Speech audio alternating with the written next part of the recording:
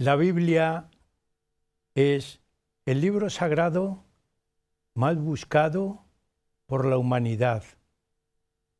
Libro sagrado que manifiesta todas las enseñanzas, por supuesto, del cristianismo, pero también aquellos antecedentes históricos que nos muestran cómo era el pueblo judío, el pueblo elegido por Dios.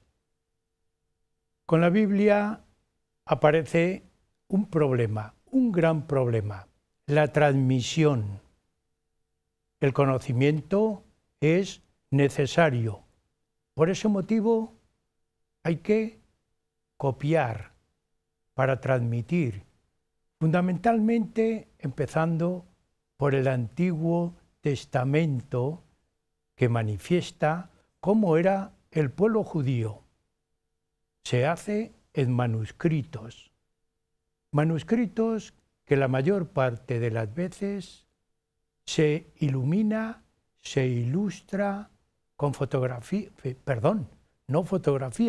se ilumina con dibujos y también se ilumina con esquemas. De esta manera podemos decir que aparecen numerosos copistas y copias del Antiguo Testamento. Hay uno de ellos, una de esas copias, un manuscrito traducido del hebreo al castellano que lleva un nombre, como el de la Biblia de Maqueda, la Biblia de Alba. Huellas de nuestro tiempo hoy les va a presentar este título, la Biblia de Alba.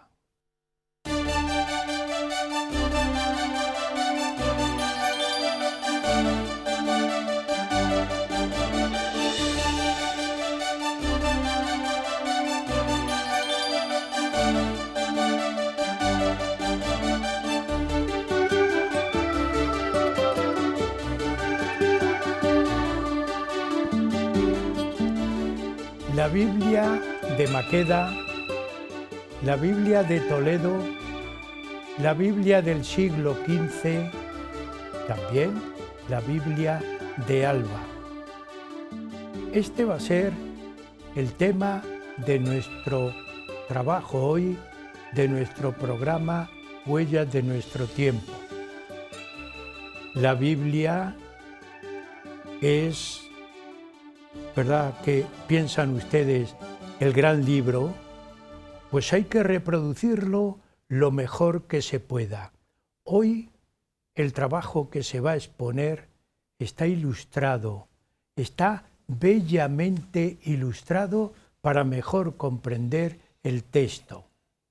Todo ese contenido lo va a exponer un invitado muy especial, don José María Gómez, que le damos la bienvenida porque siempre hay que ser educados y decir bienvenida, pero tú estás continuamente viniendo al programa manifestando todo ese trabajo, porque hoy hay un trabajo muy original, muy peculiar y que está apoyado en una obra que tienes a tu lado, un gran facsímil, un gran libro, porque es copia, producto de un facsímil que se titula así, La Biblia de Alba. Así que, José María, bienvenido al programa. Muchas gracias, Andrés, por invitarme una vez más, ¿no? Y siempre gustoso de contribuir a el mantenimiento y, si es posible, el esplendor de este programa ya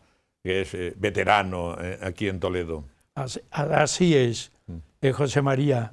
Todo el mundo te conoce, pero hay que recordar a nuestros espectadores, a nuestros seguidores, que gracias a Dios son muchos.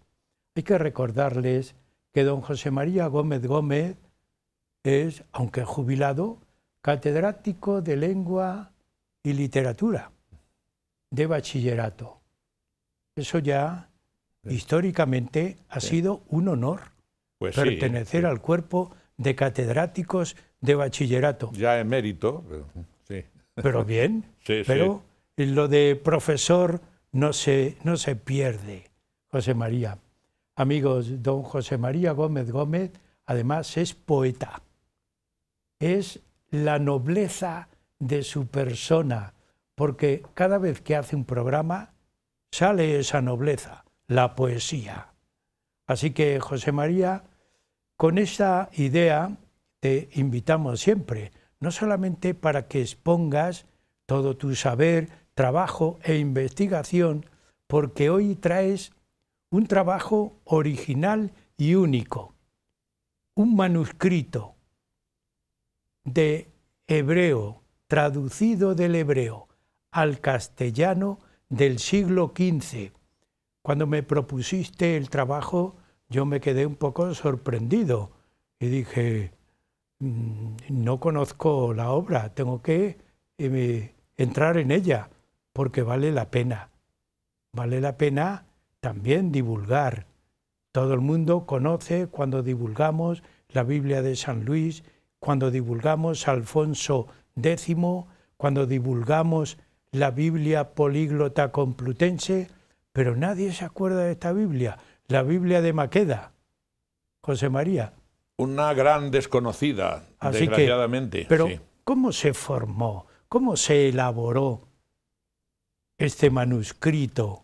Porque es un manuscrito de muchas páginas y de muchas ilustraciones. ¿Cuántas ilustraciones? Adelántanos algo. 324 ilustraciones tiene, 324, y tiene más de 1000 páginas, y es un libro, como muy bien has dicho, se conoce por la Biblia de Alba, es como se la suele denominar más comúnmente. Ahí estamos viendo ahora en imágenes, estamos viendo el manuscrito en la exposición que se hizo el año 1992 con motivo del 5º centenario de la expulsión de los judíos, y ahí está la foto, no se pudo hacer mejor porque está metida en una urna de cristal y en los reflejos se observan en la fotografía. Ahí tenemos ya, en este caso, la edición facsímil que se hizo ese año, también 1992. Aunque hubo otra muy importante también en 1922 que hizo don Antonio de Paz y Melia. José María, perdona, ¿dónde está el original? En la Casa de Alba, la Casa de Alba lo tiene, sí. ¿En Madrid? En Madrid, sí. En el Palacio, en el Palacio de Liria. Sí. ¿Se puede ver? Bueno, creo que sí, creo que sí. Ver. Creo que sí, no te lo puedo garantizar. Digo esto para que nuestros espectadores, que muchos de ellos van en plan de visita turística, pues pueden contemplar la obra en el Palacio de Liria. Sí. Seguro que se ve. Pero vamos al origen. Estamos en el siglo XV. Sí. ¿Cómo surgió el compromiso y, diríamos, el encargo de hacer un manuscrito del Antiguo Testamento? Del Antiguo Testamento, exactamente, porque es la Biblia hebrea, ¿verdad? Bueno, pues fue un ilustre noble, un noble que en vez de dedicarse exclusivamente a guerrear o a administrar sus propiedades y hacer torneos y justas y diversiones, pues también y fundamentalmente se preocupó de la cultura. Fue el gran maestre de la Orden de Calatrava, don Luis de Guzmán. En una época en que, ahí estamos visualizando la imagen que en la Biblia se pintó, se dibujó, ilustrando al gran maestre. Fue un momento en que hubo una especie de época de bastante tolerancia con los judíos y con la cultura judía, después de años muy duros, porque si nos remontamos a 1391, cuando muere el rey Juan I, pues surgen una serie de reacciones, de pogrom, de razzias contra los judíos, que incluso pues, hubo matanzas de judíos, ¿verdad? Luego, entre los años 10 al 15, fue un periodo también muy convulso. En los años 11 y 12, 1411, 1412, tenemos las predicaciones de San Vicente Ferrer, que algunas veces levantaban el ánimo de los cristianos, como pasó aquí en Toledo, donde salieron desde la iglesia de Santiago en el arrabal y subieron y tomaron la sinagoga llamada de Santa María, ¿verdad? Luego pues hubo el Estatuto de Valladolid, que obligaba a confinarlos en barrios, eso en el 1412 también. Obligaba a los judíos a confinarlos en barrios donde hubiese solamente una puerta de salida y tuviesen que llevar una especie de roete o rodela puesto en el pecho en sitio visible para que por donde anduvieran se supiese que eran judíos. Ya en el año 1414 tenemos la controversia o disputa de Tortosa, donde se convocan a grandes rabinos de españoles, castellanos y aragoneses, para que debatan con los teólogos cristianos. En fin, pero ahí hay un papa que es bastante antisemita, que hasta el año 1421, en que muere y entra como papa Martín V, que es bastante proclive y tolerante con los judíos, pues se inicia este periodo que se aprovecha para...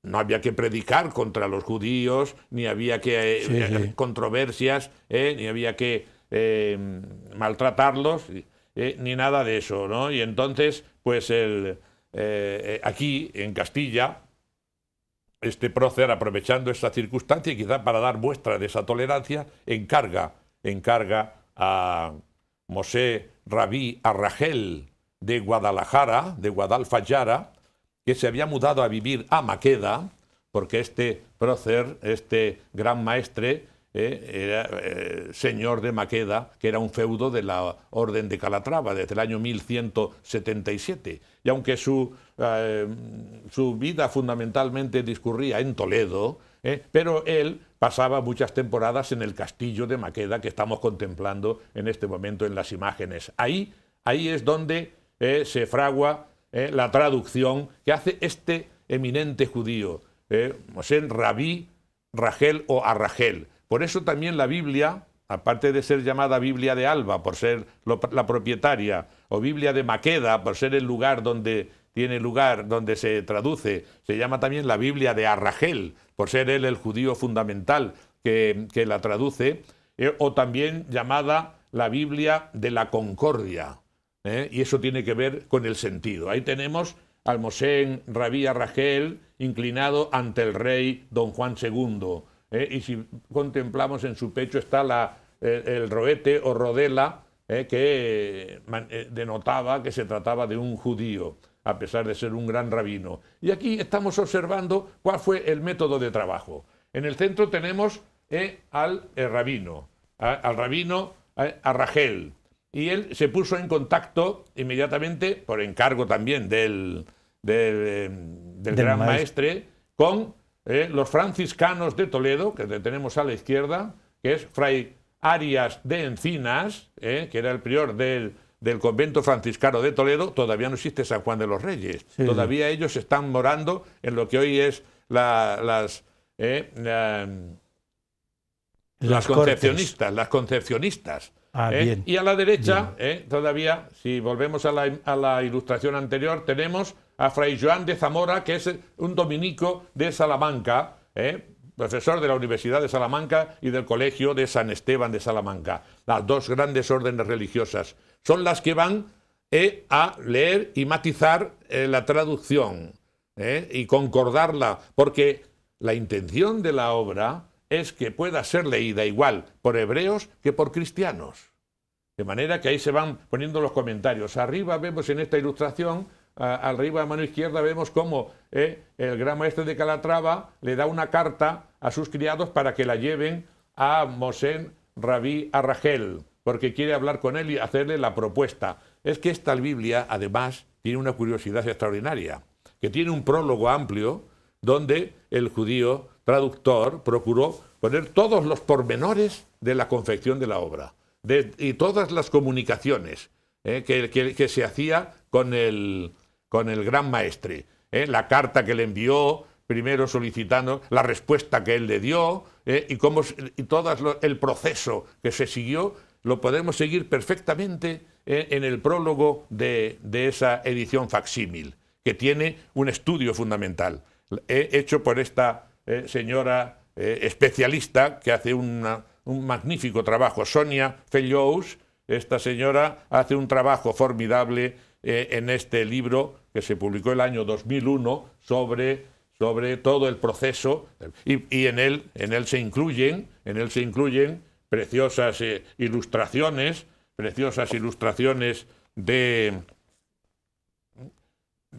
tomadas del manuscrito que se conserva en la Casa de Alba. Sí.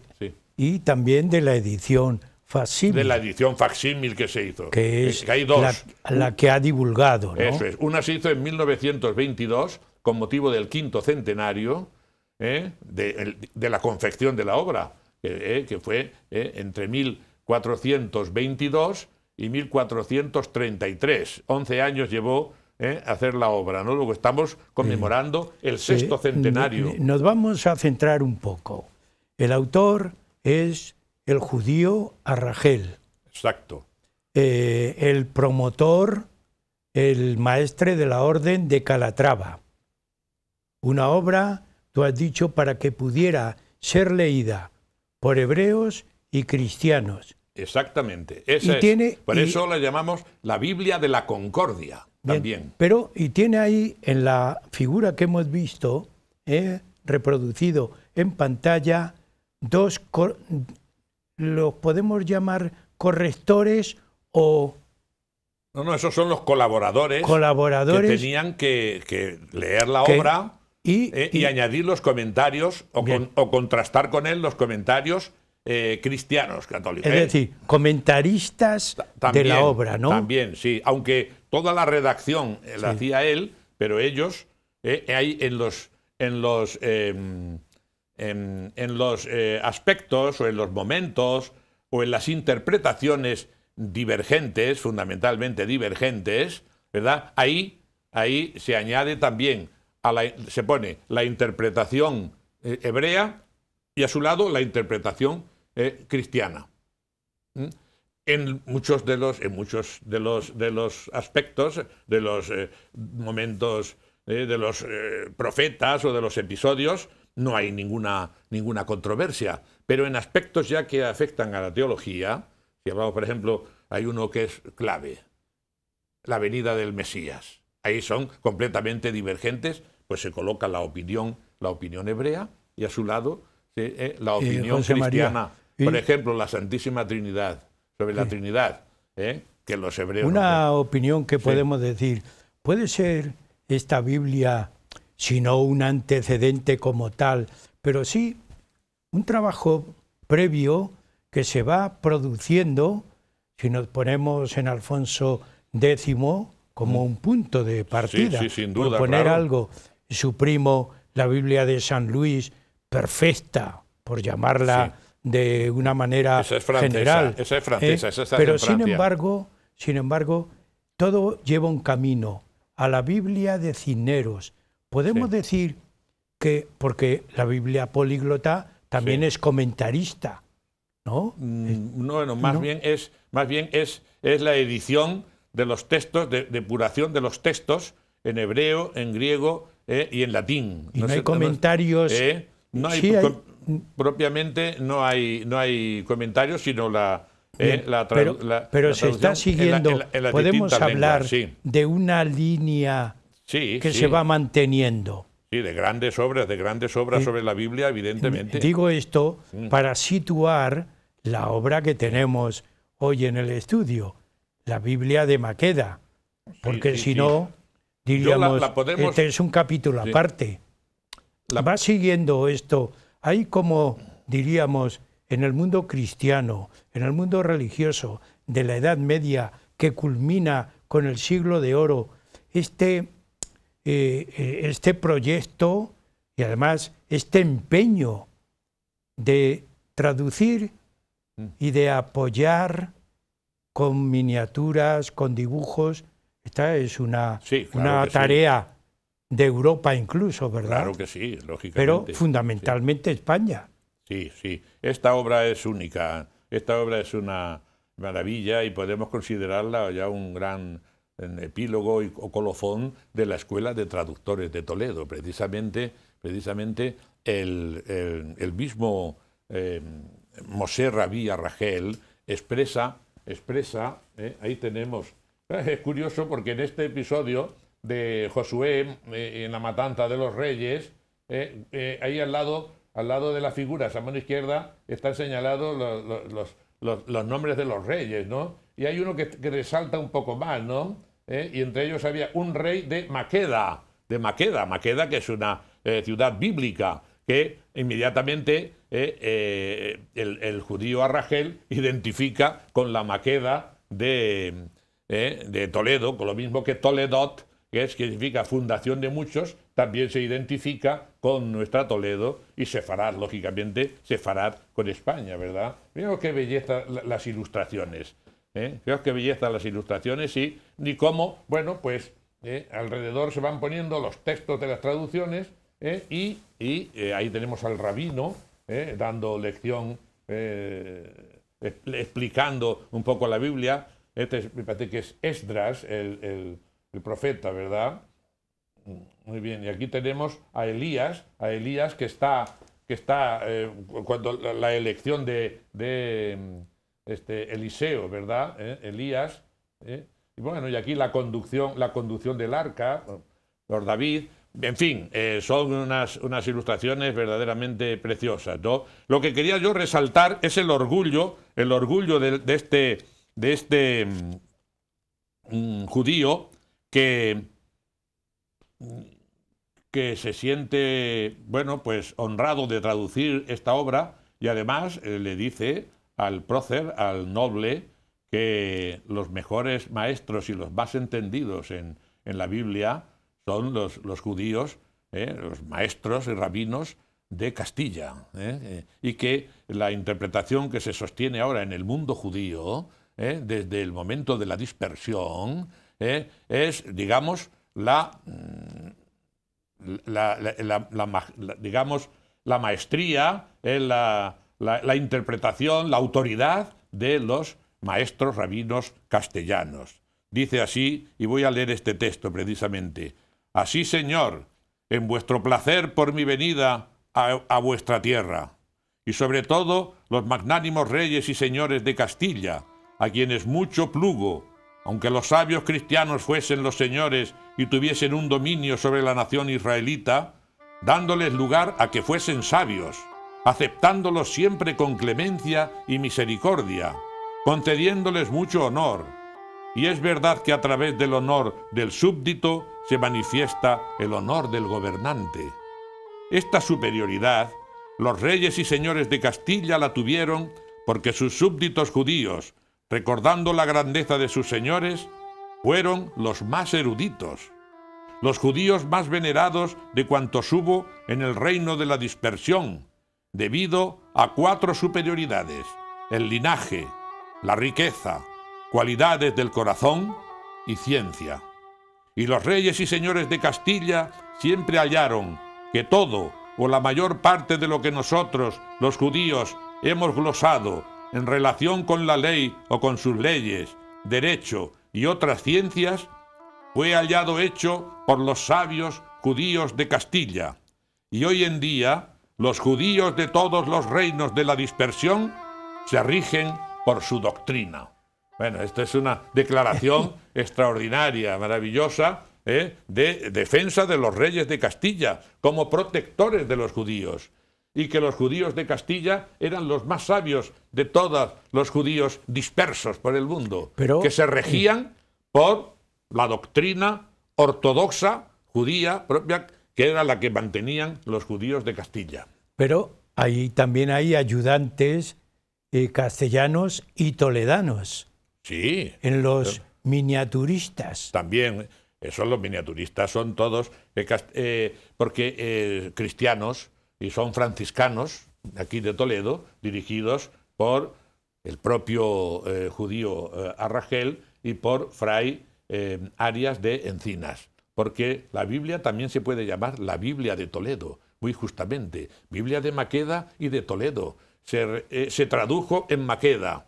Allí en el castillo, en algún aposento cedido por el gran maestre, el judío llevó a cabo su trabajo en la soledad del traductor. Pero luego fue estudiada, fue, digamos, concordada con lo cristiano, por el franciscano, sobre todo Fray Arias de Encinas, que es el principal hombre que estaba en contacto con él. Porque Fray Joan de Zamora, de Salamanca, sí, hizo una lección de alguna parte, y también intervino un arcediano de la Catedral de Toledo, sí, don Vasco de Guzmán, que era primo del gran maestre. Te iba a preguntar, de Guzmán, sí. Te iba a preguntar yo por él. También intervino, pero sí. Bien, José María, llegamos a la mitad, sí, del programa. Ya es clásico que cuando tú vienes a un programa no podemos ni parar en el centro ni al final sin contar con alguna poesía. En este caso, un soneto. 14 versos, sí, no es mucho, pero suficiente, sí, para que nos manifiestes tu idea que tienes del rabino Arragel. Claro que sí. Y además, como muchas veces también me meto yo en el poema como buscador de las letras y de las palabras, y pesar las letras y las palabras, como decía Fray Luis, y medir las sílabas y cuidar los acentos, cómo todo eso también a mí me hace sentirme, meterme dentro de la personalidad de ese hombre que vivió buscando, puliendo las palabras y las expresiones, porque esa es la labor de un traductor de la Biblia. Imagino así al rabino y yo me integro con él. En el crepúsculo ávido que ardía sobre las cúpulas del santuario, un hombre farragoso se perdía en la maraña de un vocabulario. Si el espíritu acecha en la palabra, cada oculta acepción, cada cadencia, serán el duro talismán que labra el profundo diamante de la esencia. Así yo, como el sabio que medita entre los símbolos un rastro de oro, la tarea que asumo es infinita. Sé que me aguarda un místico tesoro. Sé, en las letras de Adonai se encierra la anhelada verdad que nos aterra. José María, llegamos a la mitad del programa. Continuaremos hablando más de la Biblia de Maqueda de Alba en la segunda parte. Así que vamos al pequeño descanso. También a ustedes, amigos, el programa Huellas de Nuestro Tiempo hoy está hablando de la Biblia de Alba. Después del descanso, sigan con nosotros.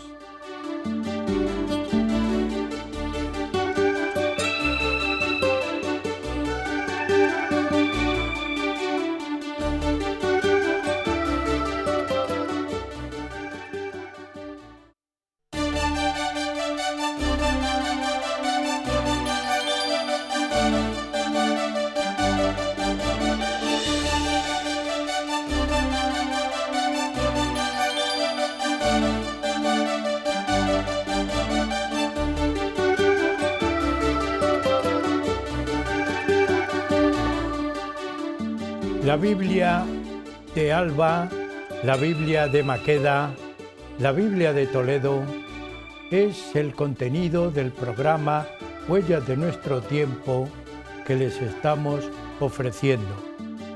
Contamos, como en la primera parte, con don José María Gómez, que nos ha traído hoy una primicia, algo tan original como que nos está llevando de la mano para que conozcamos que la Biblia se puede transmitir con palabras, pero también con imágenes. una clase didáctica. Mejor clase no puede haber. El dibujo tiene un significado, el significado del texto bíblico. Pues bien, José María, vamos a seguir con esa idea. El texto bíblico se representa con imágenes. Hay una traducción. Claro. Hay unas características, hay una importancia.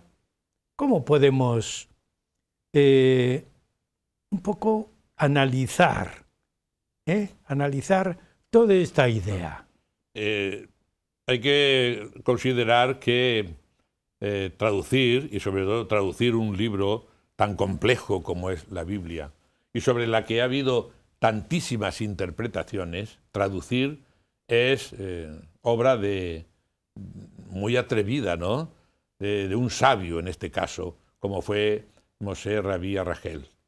Él mismo, al hablar de la traducción y de la metodología utilizada, se muestra un hombre que podía ser muy moderno, incluso para nuestros días.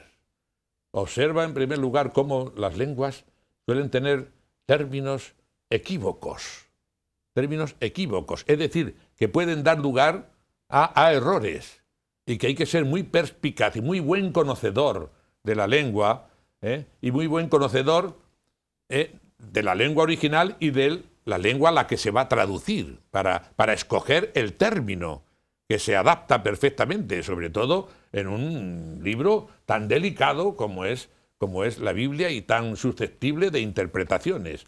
Eso, él en este caso entiende que esa idea, que también es de San Jerónimo, la alaba en San Jerónimo cuando hace la traducción de la Vulgata, porque él está siempre contrastando la traducción que del hebreo hizo San Jerónimo en latín, con la que él está haciendo ahora al castellano, y al mismo tiempo con un ojo puesto en la traducción de San Jerónimo, porque por supuesto sabía latín perfectamente también este sabio Arragel, luego era un gran políglota también. Bien, hay que tener mucho cuidado con los términos equívocos. Hay que tener también mucho cuidado con el contexto, porque las palabras significan también, y precisamente pueden dar a equívoco según el contexto en que se utilizan. Todo eso tiene que tenerlo en cuenta un traductor. Y por supuesto hay que conocer muy bien la lengua original. Porque si se comete un error en la traducción, como los que tiene, por ejemplo, San Jerónimo en la Vulgata, no todo es una traducción perfecta, dice él, sino que pues puede dar error, o puede dar pie a que luego después, mira, estamos contemplando ahora los mandamientos de la ley, ahora los podemos leer ahí perfectamente, de la ley mosaica, ¿no? Puede dar error a que luego un intérprete, pues interpreta sobre eso que está mal traducido, y ya aumenta el error, y después viene otro que comenta sobre ese comentario, y el error se perpetúa y se agranda, ¿verdad? Todo esto, fíjate con qué concepto tan moderno y tan escrupuloso de la traducción actúa Moshe Rabí Arragel.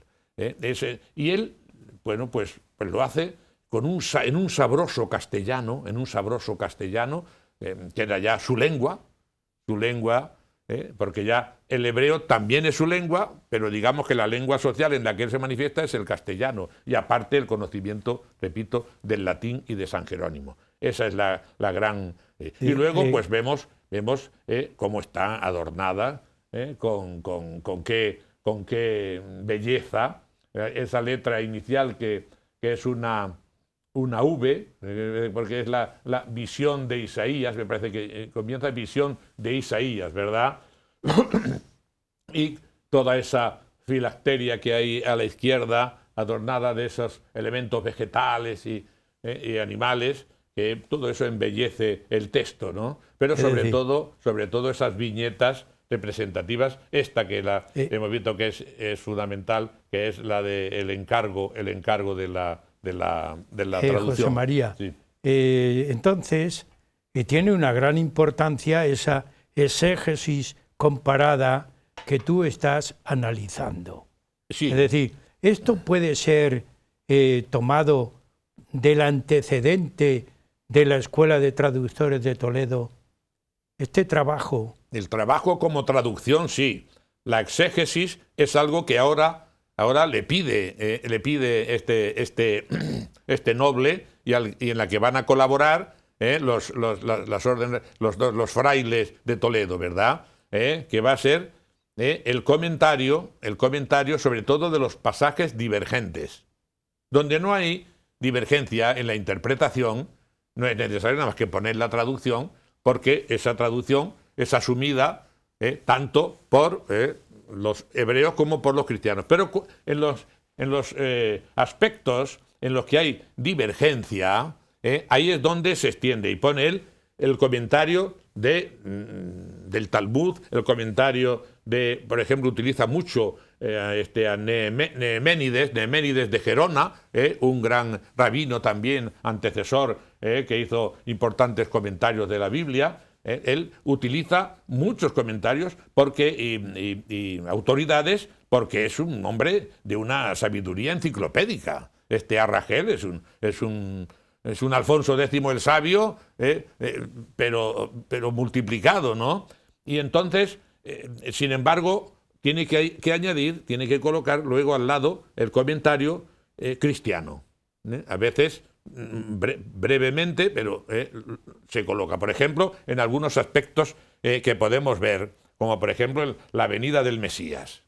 La venida del Mesías es un aspecto que divide fundamentalmente al mundo judío, a la intelectualidad al pensamiento judío, el pensamiento cristiano, ¿no?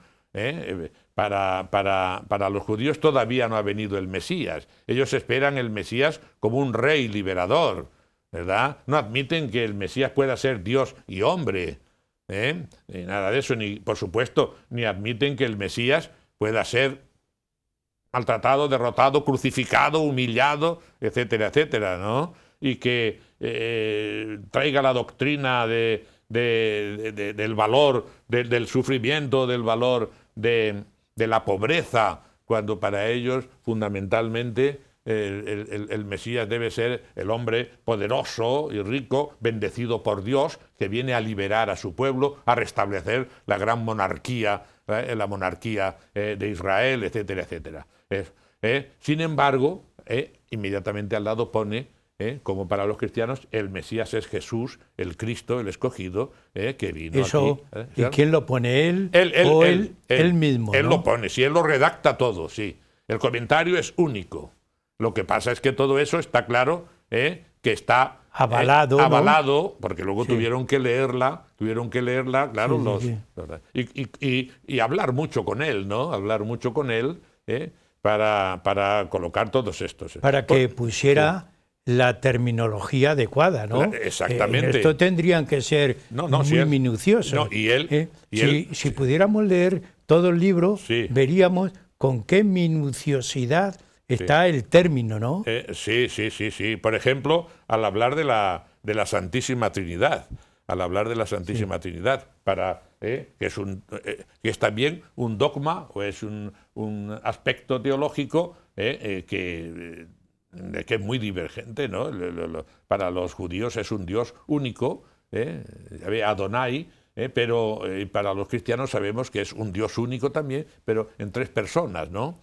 Y bueno, él trata de leer el texto concreto, el texto, digamos, riguroso que utilizan los que utiliza en hebreo y que se utiliza en castellano, ¿verdad? En la traducción. Y así se nos dice en la creación, podemos seguir viendo, ahí vemos en la creación cómo vemos a tres personas distintas que son un solo Dios, porque hay tres expresiones en el Génesis, que Yahvé, o Dios, cumplió, después creó y bendijo, o algo así, ¿verdad? Entonces, alude a esos tres, como si fuesen tres personas distintas, y cuando, sobre todo, cuando dice el Génesis, que dijo Dios, hagamos al hombre a nuestra imagen y semejanza, ahí utiliza el plural, ¿verdad?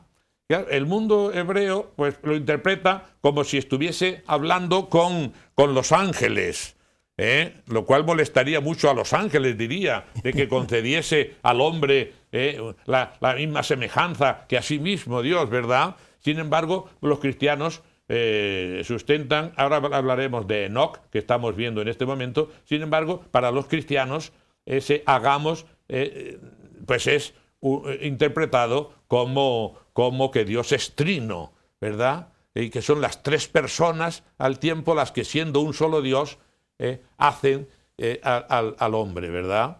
Hacen la figura de Adán.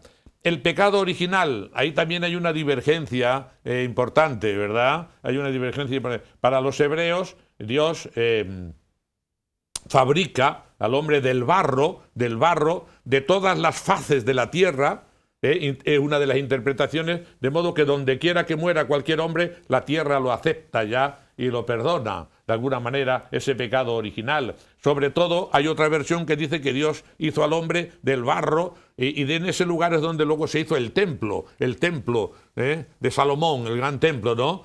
Con lo que ya al morir también estaría perdonado. Sin embargo, para los cristianos, añade él, el perdón del pecado es la pasión y la muerte, es la sangre de Cristo la que redime y la que lava el pecado en el momento del bautismo, ¿verdad? Bueno, ahí tenemos las viñetas todas de la creación de Adán, etc. Y así podíamos observar distintas variantes. Por ejemplo, Melquisedec, el sacerdote, que cuando regresa de una campaña victorioso a Abraham, aquí tenemos precisamente esa viñeta, ¿no?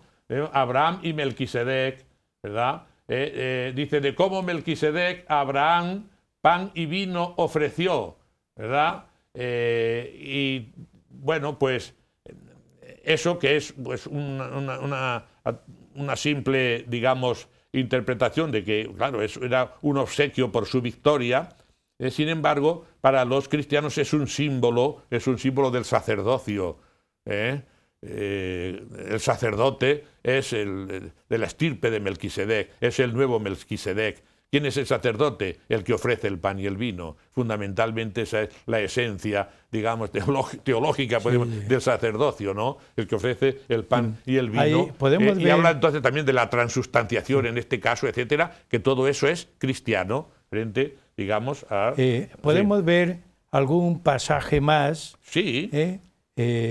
Sobre todo por conocer la gran variedad, de viñetas que tiene. Aquí tenemos a Daniel interpretando el sueño de Nabucodonosor, que había tenido, había soñado en un ídolo de plata con los pies de barro, y bueno, y que hubo una lluvia o una piedra descendida del cielo, lo arrebata y lo destruye, ¿no? Pues ahí tenemos a la mano izquierda Daniel ya en pequeñito ante el lecho con Nabucodonosor, escuchando un poco ese misterio. Y a la derecha tenemos a Daniel con un nimbo también de hombre, digamos, semidivino ya, y con un manuscrito, con un libro que sostiene en su mano izquierda a través del manto, y completamente a la derecha tenemos ese ídolo que es el sueño de Nabucodonosor, el ídolo de plata con los pies de barro, sobre el que desde una nube que está justo encima,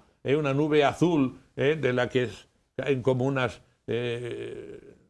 sobresale, no sé si se ven unas líneas que es como si algo estuviese descendiendo, que es esa piedra que es como una bola de cañón que está amenazando la cabeza del ídolo soñado por Nabucodonosor, ¿verdad? Entonces y más, así podemos ver, bueno, esta es la tienda del Arca de la Alianza, la tienda en el desierto, ¿verdad?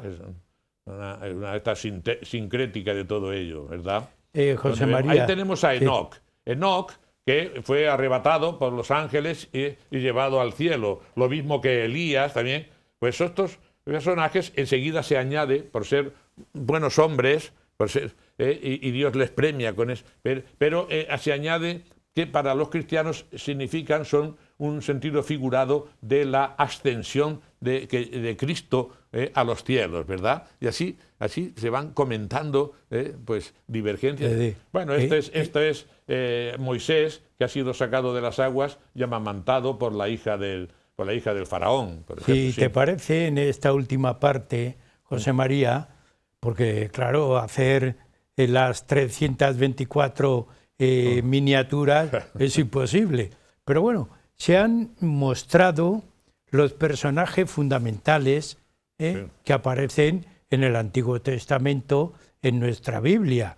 Nosotros podemos leer a todos estos personajes, su vida y también su acción. Pero en esta última parte, si te parece, que nos vayan mostrando algunas de las imágenes importantes para que tú nos hagas ese comentario tan enriquecedor que siempre aparece. Sí, bueno. Sí, no son muchos minutos, pero bueno, algunos para completar un poco esta idea. Ya vemos que es una reproducción de todo el texto en figuras. Aquí estamos haciendo la gran obra educativa y didáctica. No, es una maravilla, es una obra deliciosa verdaderamente, ¿no? Y el sabor de la lengua castellana. Aquí tenemos a Jeremías deshaciendo el cinturón sobre las aguas del río. Aquí no hay divergencia, ¿no? En la interpretación de este texto entre hebreos y bueno, ahí volvemos a ver la letra inicial de la visión de Isaías, y para que veamos la belleza también de las ilustraciones de las letras, ¿no? Aquí tenemos el templo de Salomón, la figura de Salomón como juez, Salomón juez, y ahí abajo va poniendo algunos de los principios fundamentales que son las normas que deben tener en cuenta los jueces, no recibir múnera, no recibir, digamos, dinero ni dejarse vender. Ahí los tiene ahí redactados, ¿verdad? Ahí tenemos la sepultura, seguro, de Moisés. Dios arriba que está recibiendo, bendiciéndole, y bueno, de ahí salen 6 árboles, los cuales significan distintas características de donde debe salir el Mesías, que debe significar el Mesías que ha de nacer de Moisés y de la estirpe de David y de todo esto, ¿no? El candelabro de los 7 brazos, ahí tenemos el candelabro judío por antonomasia, una bella página también. Vemos cómo hay un texto en el centro, que es traducción, y luego después todos los comentarios que se sitúan un poco en las márgenes, ¿verdad? Ese equilibrio, cuando se puede tener, pues se mantiene en general en las páginas. Sí. El juicio final, cuando los huesos vuelven a reunirse, ¿verdad? Y cada uno pues recibirá el premio o el castigo, el juicio final, ahí lo tenemos representado. Ahí tenemos a Daniel en la cueva con los leones y el ángel, el profeta Daniel. Y aquí estos son viñetas de Sansón. En general, pues aquí no suele haber comentarios explicativos porque es una misma la interpretación, tanto de Daniel como de Jeremías, como de los episodios y la vida de Sansón. Aquí tenemos a Moisés con las tablas de la ley descendiendo, mientras abajo pues están los israelitas disolutos en fiestas. Aquí tenemos a Josué conduciendo el arca de la alianza. En algún momento se nos señala que Josué puede prefigurar la figura de Cristo para los para los cristianos también, ¿verdad?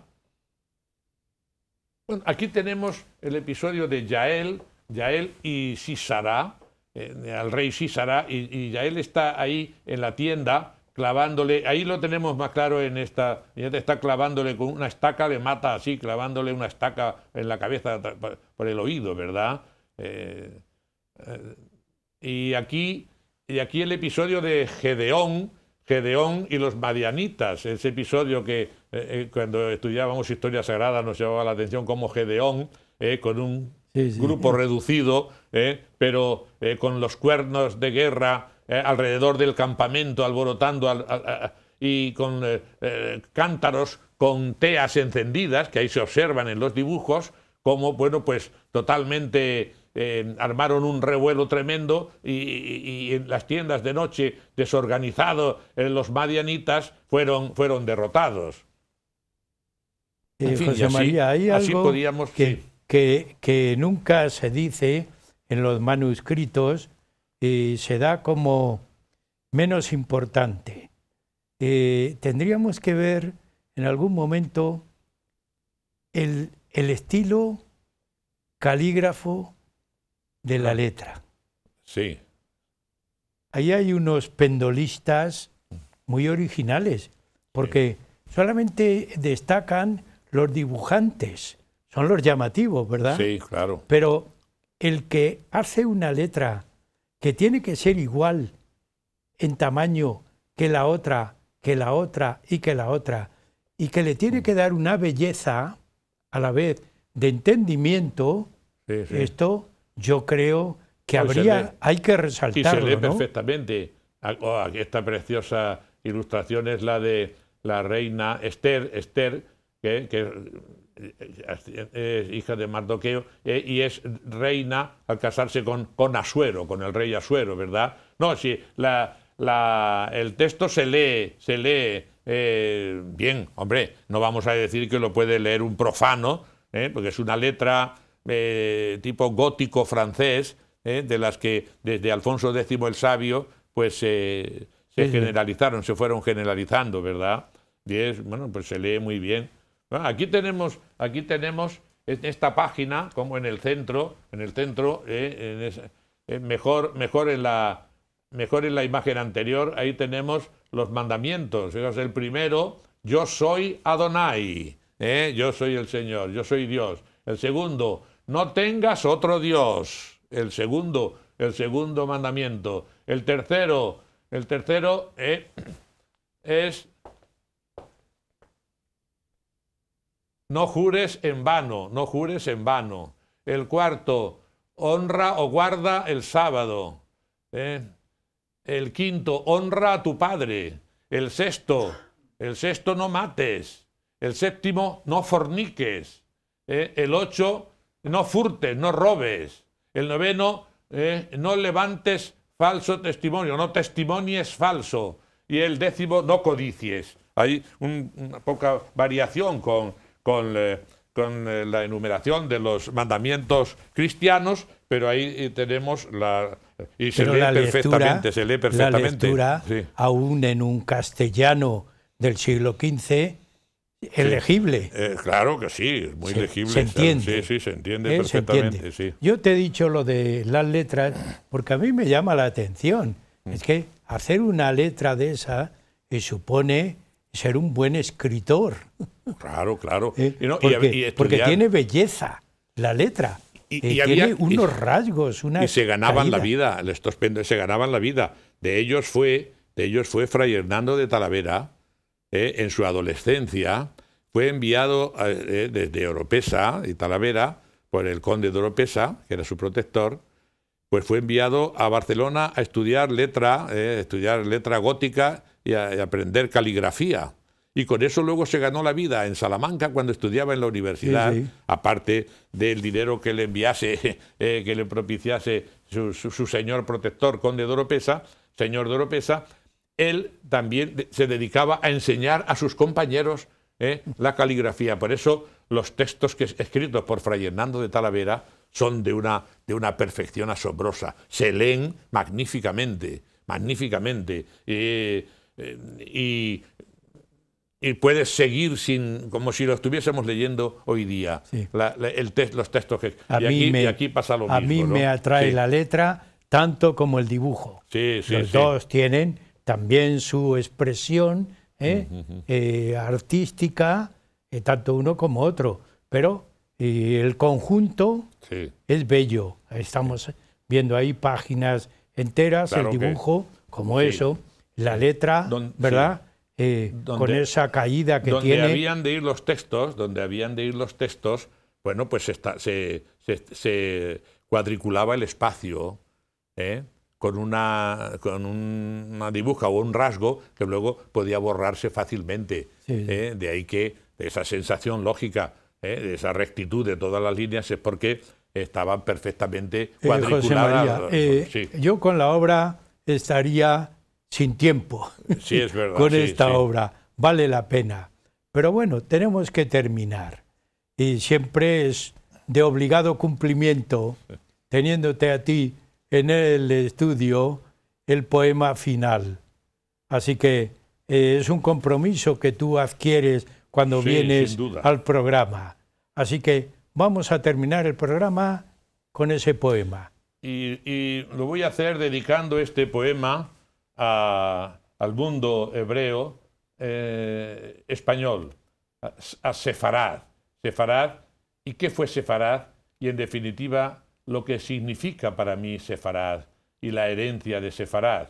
Hemos visto algo muy importante, algo muy propio, muy auténtico y de lo más grande que nos dejó Sefarad, que fue la Biblia de Alba, la Biblia de Arragel o Biblia de Maqueda, la Biblia también llamada de Toledo, en definitiva la Biblia de la Concordia, porque la podían leer hebreos y cristianos.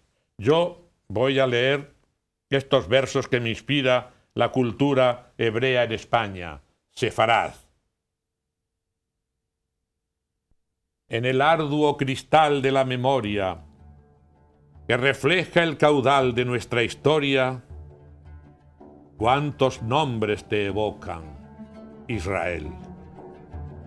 Ibn Ezra, Aleví, Abicebrón, Maimónides, Sem Tov de Carrión, Abraham Señor, Isaac Abravanel, Mosé Rabí Arragel y su ilustrada Biblia, sapiencialmente concordada, el templo de ilustradas yeserías, la Torá, los enhiestos artesones, las mudas elocuentes inscripciones, la tamizada luz de celosías, la cábala y su místico secreto, el rabino exegético que aboga el clandestino rezo recoleto en la penumbra de la sinagoga y descifra la ley que recibiera Moisés en la montaña y que escribiera Yahvé, a quien nunca ha visto humano alguno.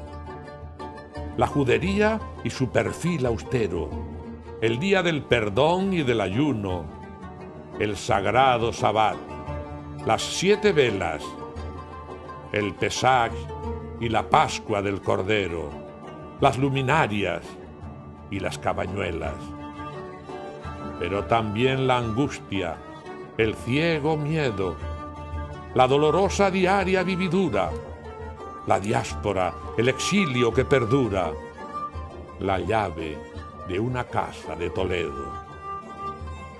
Cuánta íntima, imborrable identidad en sola una palabra, Sefarad. José María, hemos llegado al final del programa tristemente porque escucharte es sin tiempo. Así que continuemos, que continúes con ese trabajo de investigación, ese trabajo tan rico y tan embellecedor como es transmitir lo que otros no son capaces de contemplar. Así que sigue por ese camino.